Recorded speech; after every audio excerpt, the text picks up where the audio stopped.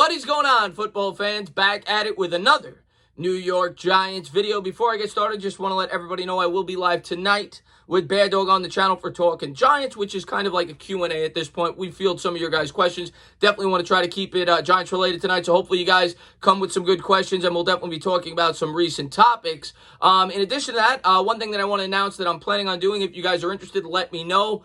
I am planning on doing a 35, 40, 45-minute podcast on the New York Giants once the season gets into the fold, probably 2 times a week. So if you guys are interested in that, let me know. And I'm trying to kind of combine some topics, being that there's not a lot. So that's what we're going to do today. We're going to start with a topic that was presented to me by Timmy in my Discord, which I thought was really interesting, regarding Saquon Barkley. And, you know, a lot of us, I think, seem to have this impression of Barkley that he's kind of a guy that tries to bounce it outside for the big play, not necessarily the type of running back that could take the pounding up the middle and isn't so great between the tackles. And no, there's no doubt about it. You know, his big play ability does remind me of Barry Sanders. I've thought that since I've seen Barkley come into the NFL, and he's incredibly talented. And the other thing that I will say, I think a lot of people are reluctant to want to give Barkley 20, 25 carries a game and wear him out so that they won't have him when the Giants are good, right? The New York Giants invested the number 2 overall pick. Barkley is supposed to be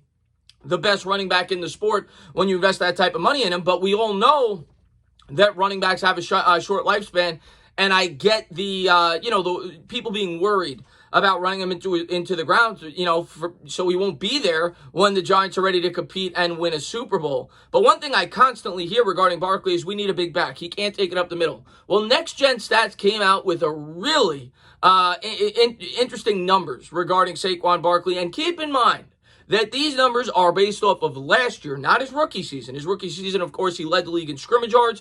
Last year, he was banged up. He missed 3 games, and we all know that he wasn't himself for at least 3 or 4 of them.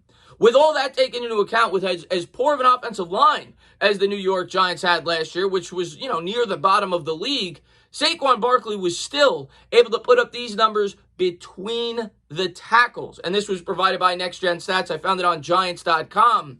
He averaged 52.92 yards a game, which was first in the NFL, 5.13 yards per carry, which ranked 5th in the NFL, and he had 19 runs of 10 or more yards between the tackles, which ranked first, with an overall score of 88.58. I don't know how they measure that, but he ranked 2nd between the tackles. Who was first? I don't know. I would guess it would probably be somebody like Derrick Henry, but the fact that Saquon Barkley did that behind a porous offensive line in a year that he was injured leads you to believe, with the improved offensive line, with a coach coming in, with Jason Garrett, the offensive coordinator, that has a track record of getting the most out of his running backs, it would lead you to believe that Saquon Barkley should be able to take the bulk of the carries this year for the New York Giants. And if the Giants plan on winning more games than the pundits say, Barkley will have to do a lot of the carrying. Now, I understand, though, that, in a year where we're supposed to win 5, 6, 7 games, you don't want to run him into the ground, so you waste him for when it really matters in 2021, 2022, 2023, things like that. If I was a Carolina Panther fan, one guy I'd worry about is Christian McCaffrey. Yes, he's still young, but the guy, I believe, had over 400 touches last year. You look at a guy like Todd Gurley, his career, in terms of being the best back in the league, was cut short because of that. He hasn't been the same running back since. So it's something to think about, and it's why I think a lot of New York Giants fans wanted the Giants to try to address that backup running back position, in which they did a fairly good job at. They brought in Dion Lewis, who's had some success. He's up there in age. He's 30 or 31, but hopefully he could shoulder some of the load. They still have Wayne Gallman. They brought in Javon Leake. And the other thing that I should point out as well, which should help Barkley even more so between the tackles this year, he did the majority of this without a fullback. Last year, I did a video on this. Elijah Penny was only out there 11% of the time. You look at the 49ers, their fullback was out there nearly 40% of the time. So these numbers really popped out to me with Saquon Barkley. Now, in terms of the yards per game, that may not be a fair way to measure it, because you look at the 49ers, for example. They have, running backs by committee. So maybe as a team, they average a lot more yards between the tackles. But as an individual, Barkley averaged the most yards of any running back between the tackles with 52.92. The next thing I wanted to kind of just jump into real quick was what Kevin Zeitler had to say about the New York Giants coaching staff. And I think a lot of us are really excited about this coaching staff this year as Giants fans. It's it's what I'm most excited about. Of course, I'm really excited about Daniel Jones and a lot of the rookies and the changes, but the thing I'm most excited about is the most dramatic change to this year's team, not just the head coach, but all the coaches. And I think the team is kind of gravitating towards that. You know, I remember Golden Tate was super excited when we first hired Joe Judge. You've heard a number of players that have talked about this coaching staff, and Zeitler just jumped into how good of a job this coaching staff has done this offseason. And he specifically talked about the offensive line coach, who, of course, will be coaching him with Marc Columbo. So I kind of wanted to just show you guys a couple of those quotes that I got off of Giants Wire.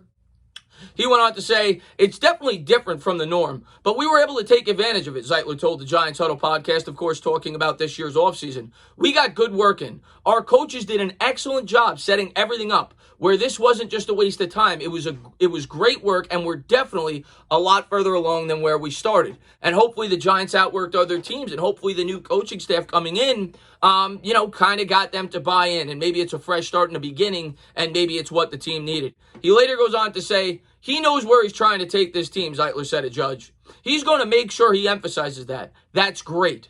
That's what you want in a head coach. I can't wait to experience it all in person. Then he talked about Jason Garrett. I like Garrett a lot. He seems like a great guy, Zeitler said. He puts in great energy. When the offense is together, he has a great focus in getting us to the point of what the meeting is. Great first impressions. Then he talked about Columbo. He's been great. He's obviously worked with a lot of good O-linemen, O-line coaches in his career.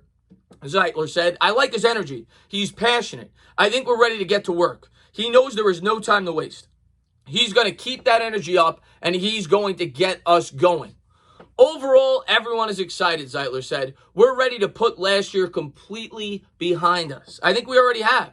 We can't waste our time about that. It's all about building up with the new staff, this new experience, and we're excited to get it going. And everything he said there, it's not really a surprise to anybody. We've heard that about Columbo time and time again, that he's all about energy. Players feel like he's one of the guys, and he's a guy that brings energy to that locker room. And, of course, he has coached and been coached by some of the best offensive line coaches in the sport. And like I said, he's coached some of the best offensive linemen with the Dallas Cowboys, and he's gotten tremendous results in a short period of time, a year and a half as the offensive line coach there with the Dallas Cowboys. But hopefully he brings some of that expertise of what he's, taught and been taught throughout the course of his career. And nothing but great things to say about the majority of the coaching staff. And I think that is what most players and fans are most excited about going into this year.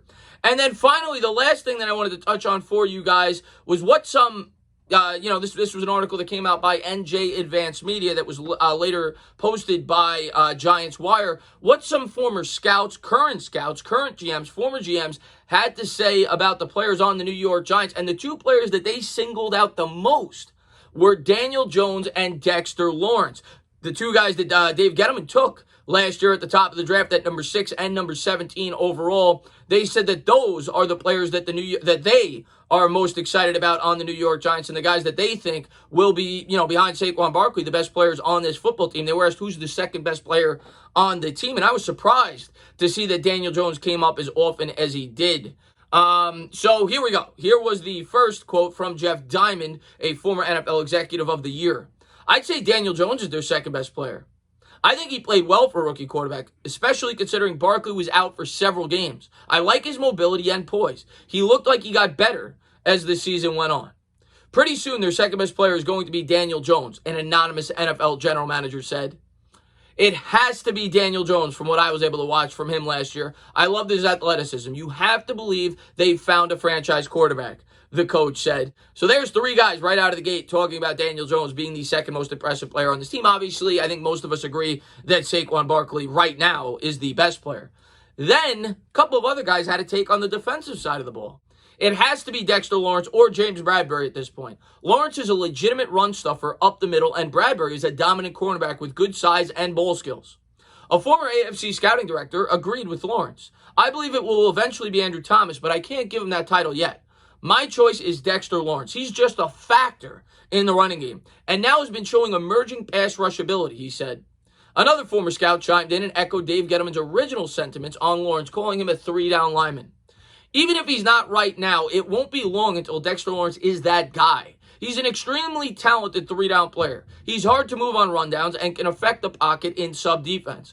That they were able to get him at number 17 looks like an absolute steal, the former scout said. So there's some really encouraging things. And if Dexter Lawrence was ever able to become a 3-down lineman and a guy that could get you 6, 7, 8 sacks on the defensive line, coupled with his run defense ability, he would be an absolute steal at number 17 overall. He did grade out as the best rookie defensive tackle in the NFL last year. Take that for what you will. But he's a guy that I am really excited about. I think is one of the more underrated players on the New York Giants going into this year, a guy that's not really talked about. And one thing that you could say about the New York Giants defense last year, particularly when they brought in Leonard Williams, the run defense was very strong. Matter of fact, I believe they ranked 4th in the league in terms of yards per carry against. They only surrendered 3.9 yards per carry, which ranked 1st in the NFC East. The Cowboys came in at 4.1, the Eagles at 4.1, the Redskins came in at 4.7. Now, of course, the Eagles made some changes. They brought in another very good defensive tackle. We'll see how that does, but I would think that the New York Giants are among the best in the NFC East and the NFL in general, with the strength that they have there at that position. And Dexter Lawrence has a lot to do with it, along with Leonard Williams. As far as Daniel Jones goes, I think it's a little premature to say he's the second best player on the team, but I definitely think he's a guy that you should have, pretty high expectations for going into this year, but let's not set him too high. So if he does, fall short just a little bit, we rag on him. We have to recognize he's still a second-year quarterback learning a new offense, but I think he will have a strong year, and I'm looking forward to seeing what he does in his sophomore season. Zeitler said nothing but incredibly encouraging things about this coaching staff, Marc Columbo in particular, and yeah, those numbers about Saquon Barkley really were interesting. I did not expect to see that. Being that I think when we think about Saquon Barkley, we think about a big play running back, a guy that looks to bounce it to the outside. Well, he proved to be just as effective up the middle in his sophomore season, even with the injury concerns. As always, guys, if you liked what you watched, please subscribe, drop a comment, maybe give me a little thumbs up. Cheers.